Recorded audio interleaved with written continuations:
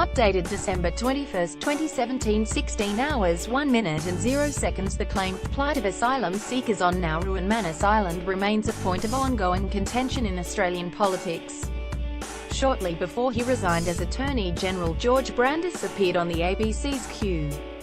While dismissing the proposition as ridiculous, Senator Brandis claimed Australia runs the most generous refugee and humanitarian migration program in the world. Australia, per capita, runs the most generous refugee and humanitarian migration program in the world, Senator Brandis said, and the reason the Australian people are willing to be so generous is they know that it is the government that decides who comes here and how they come. Is Senator Brandis correct?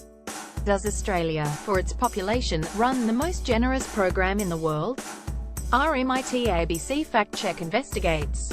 The verdict: Senator Brandis's claim is misleading. Australia's offshore refugee and humanitarian resettlement program, that is, people facing persecution or violence elsewhere who are selected by the government to come to Australia, is among the most generous in per capita terms, although it is currently not the most generous.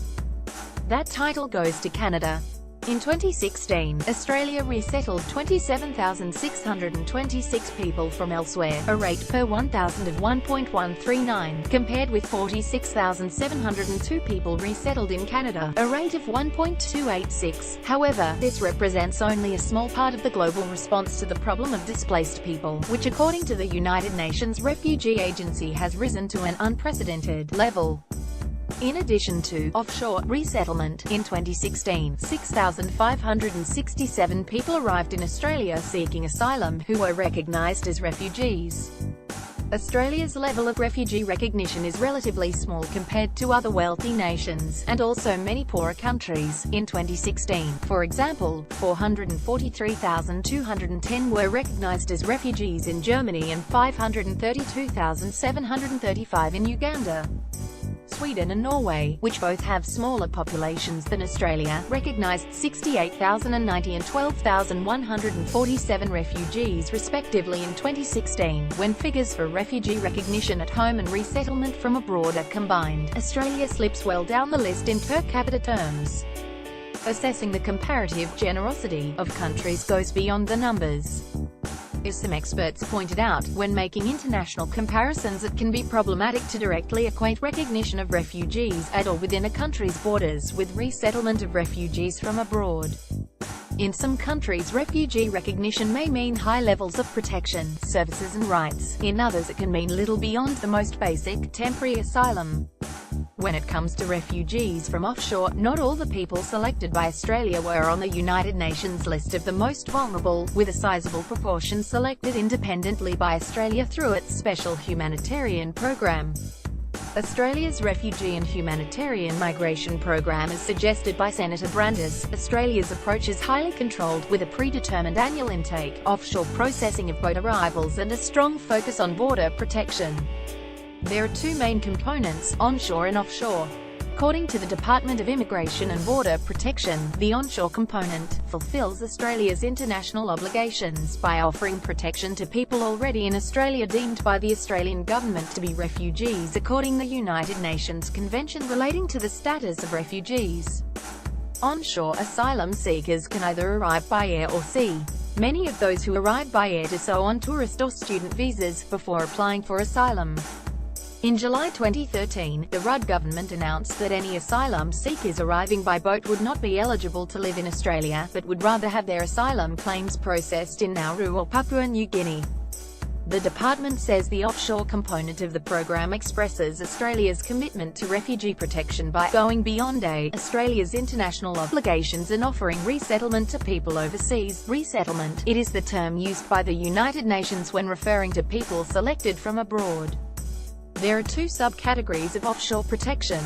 First, there are those who have been assessed as refugees, having fled their homes fearing persecution or violence.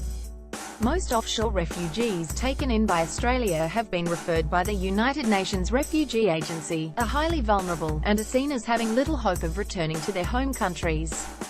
Second, there are people admitted under Australia's special humanitarian program. These are people seen as facing human rights violations, although they may not have been classified as refugees. People in this group must be nominated by an Australian permanent resident, for example a family member or an organisation able to provide support. UNHCR Senior Resettlement Officer EMAD Aziz Sedrak told Fact Check that it was not clear how Australia selected people for resettlements under its special humanitarian program, but stressed that they may not include the most vulnerable people from the UNHCR's perspective. For us this would not necessarily be refugees or be the most vulnerable, Mr. Sedrak said. The number of offshore places each year depends on the number of people granted onshore asylum. Typically, Australia offers about 13,750 offshore and onshore places combined, although in some years the intake has increased due to special circumstances. For example, in September 2015, the government announced an additional 12,000 places for Syrians and Iraqis. Visas for all 12,000 places had been granted by March 2017. Fact Check has made the following graph, using figures published by the department. Assessing the claim. Fact Check has previously examined a similar claim made by Assistant Treasurer Kelly O'Dwyer. In February 2014, Ms. O'Dwyer said Australia had one of the highest per capita intakes in the world. We in Canada generally are either the top 1 or 2 per capita who actually take in the most number of refugees. Fact Check concluded that Ms. O'Dwyer was incorrect, having included only refugees resettled from elsewhere, not the combined figure that also factors in refugees recognised in Australia and given asylum, either permanently or temporarily. On the ABC's Q. Most generous countries in the world, so what we have is one of the most generous humanitarian programs in the world, Mr. Turnbull said. But you know what? We choose them. We decide which refugees come to Australia. Senator Brandis was somewhat more precise with his words, referring specifically to the Refugee and Humanitarian Migration Program. Fact Check contacted Senator Brandis's office to ask about the basis for his claim, but did not receive a response. A fact sheet published by the Department of Immigration and Border Protection identifies offshore and onshore protection as the two components of the Refugee and Humanitarian Program. In making his claim, Senator Brandis referred to Australia's Refugee and Humanitarian Migration Program, which could include both offshore and onshore protection. Those assessed elsewhere. International comparisons are then possible using figures published by the United Nations High Commissioner for Refugees (UNHCR). The figures have also been analysed by the Refugee Council of Australia. In 2014, Ms. O'Dwyer's office told Fact Check her claim was based on the Refugee Council's figures. The graph below shows resettlement arrivals by receiving countries. As previously mentioned, in 2016, Australia's resettlement intake was unusually high because of a decision to take in an extra 12,000 people from Syria and Iraq. Refugee Council of Australia Chief Executive Paul Power said in addition to the one-off commitment to take in 12,000 Syrians and Iraqis, the 2016 figure was higher because of delays in the processing of refugee applications, which led to lower arrivals in 2015. As can be seen, Australia in 2016 resettled 27,626 people, a rate of 1.139 per 1,000 people. Per capita terms, this places Australia second to Canada, which resettled 46,702 people, or 1.286 per 1,000. On this measure, the latest figures suggest Australia is relatively generous, although not currently the most generous. More to the story, those who seek asylum here, however, the resettlement arrivals from elsewhere represent only part of the global equation. As the UNHCR points out, an unprecedented 65.6 million people have been forced to leave their homes, including nearly 22.5 million refugees worldwide, up from 21.3 million in 2015, in addition to the 27,626 people resettled in Australia from elsewhere. Last year Australia recognised 6,567 people as refugees who arrived onshore, seeking asylum. That makes a total of 34,193 people who were offered protection. Many countries offer tens of thousands of people protection each year by recognizing them as refugees upon or after arrival. For example, Germany resettled only 1,239 refugees from elsewhere in 2016, but recognized 443,210 refugees who applied for protection after arriving. Sweden, a country of about 10 million people, resettled 1,890 people, but recognized 68,090 asylum seekers applying for asylum. The following table adds refugee recognition to the equation. As can be seen in the table, Australia resettled and recognised 34,193 people in 2016, a rate of 1.41 per 1,000. This places Australia well down the list, behind other wealthy countries such as Sweden, Germany, Austria, Norway, Switzerland, Canada and Belgium in per capita terms. Caveat: equating recognition of refugees at or within a country's borders with resettlement of refugees from abroad can be problematic, as some experts noted. Some countries in which refugees are recognized, for example Sweden and Norway, offer high levels of protection, rights and access to services, while others, for example Malaysia, adopt an ad hoc approach, and can afford some groups of refugees few rights or services. There is also a question about permanency, with some refugees, including in Australia, offered only temporary protection. As far as fact-check is aware, there is no data with which to accurately compare the ultimate outcome for refugees after they are recognised as such. The Refugee Council's Mr. Power said it could be difficult to accurately disentangle what refugee recognition meant for people. This makes it difficult to reach a definitive ordinal conclusion about Australia's global ranking. What is clear, however, is that generosity goes beyond the process of resettling people selected from elsewhere. Many other countries provide high levels of protection to tens of thousands of people deemed to be refugees after arriving seeking asylum.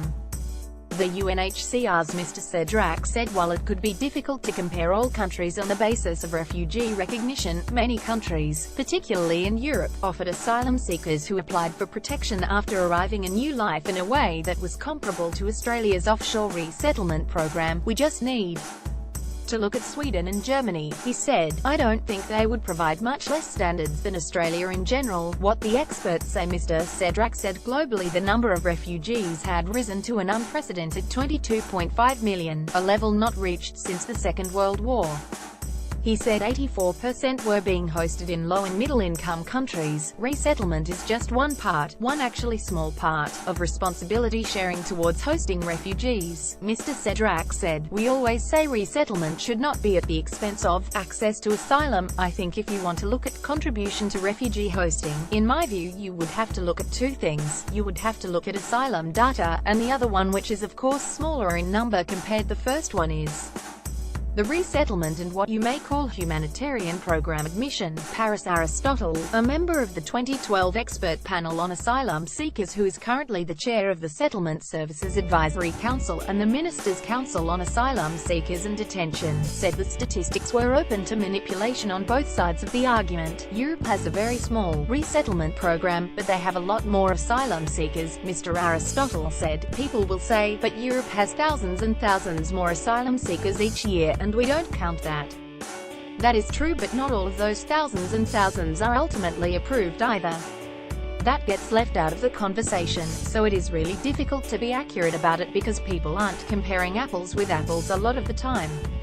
It gets complex, and depending on who is trying to make the case and from what perspective, they are selective. Monash University professor Andrew Marcus, a fellow at the Academy of the Social Sciences in Australia and an expert on immigration, said in terms of housing displaced populations, asylum seekers and refugees, Australia was not in the ballgame, but he said it should not be confused with resettlement, and often refugee recognition meant only temporary protection, as opposed to resettlement, which provides strong ongoing support. While you might argue with Brandis about the exact ranking of Australia, it is definitely true that in international terms Australia does generously in resettlement. He said, if you come to Australia on the humanitarian program, that means you are permanent. That means that on arrival you get assistance, you get a high level of support in the initial period that you are in the country, full access to welfare and so on.